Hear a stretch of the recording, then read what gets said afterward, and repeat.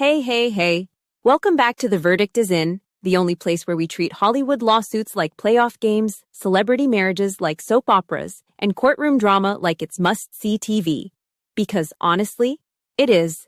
I'm your host, Ashley, and today's episode has everything. We've got an $8 million invoice that's making lawyers sweat.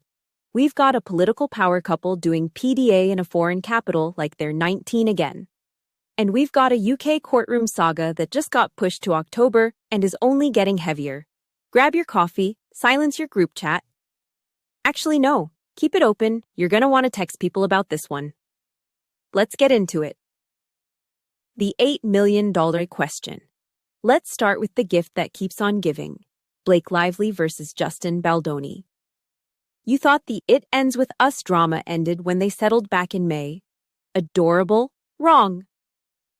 Here's where we are. Lively's legal team went to the judge asking for roughly $7.5 million in attorney's fees plus another $539,000 in expenses, a combined price tag over $8 million. For context, that's not the whole case. That's just for getting one defamation claim thrown out. Music Times. And Baldoni's camp did not take that quietly. His lawyers fired back, calling the number bloated, arguing Lively is trying to bill him for legal work that goes way beyond just defending that one claim, and calling the request unsupported. They even threw in a comparison for dramatic effect, pointing out that the New York Times, defending the exact same claim, only asked for about $181,000 in fees. $81,000 versus $7.5 million. That's the kind of math that makes a judge raise an eyebrow. TMZ Global News. So now Baldoni's team is asking the court to either toss the request entirely or slash it down to something more modest. The lawsuit is over. The trial never happened. And yet here we are, still fighting over the bill. Morale of the story.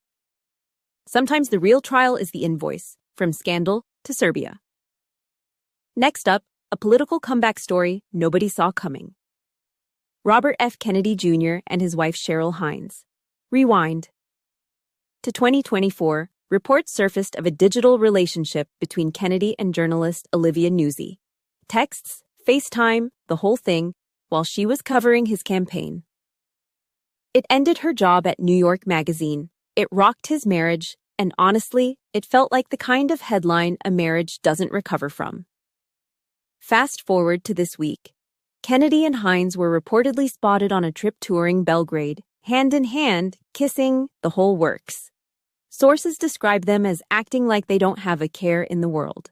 Hines, for her part, has mostly kept her cards close. She said publicly that when it comes to old rumors, you have to consider the source. And Nuzzi? She's reportedly moved on too, now linked to Vice co-founder Shane Smith. So while the internet was ready to write the divorce headline 2 years ago, it looks like this one's writing a comeback tour instead. Never bet against a marriage with good PR. The October Reckoning. Our last story is a heavier one, so let's handle it with the weight it deserves. Russell Brand. This isn't tabloid noise. Brand is facing serious criminal charges in the UK. Multiple counts of rape, sexual assault, and indecent assault, tied to allegations from 6 women spanning 1999 to 2009. He has pleaded not guilty to all of them, and the case is still working through the courts. Nothing has been decided. The trial was originally set for this past June, but it's now been pushed to October 12th, after prosecutors merged the original charges with newer ones added in recent months. The court expects the trial to run about 2 months once it starts. This is a case where the facts still need to play out in front of a jury, and we'll be watching it closely rather than speculating. That's really all any of us can responsibly say right now. And that's a wrap on today's docket.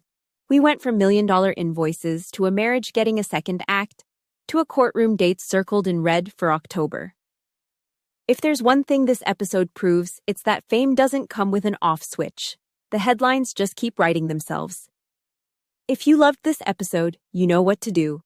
Follow, subscribe, leave us 5 stars, and tell a friend who still thinks this is just celebrity gossip.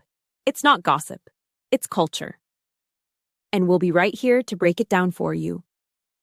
Until next time, I'm your host, Ashley. This has been The Verdict is In.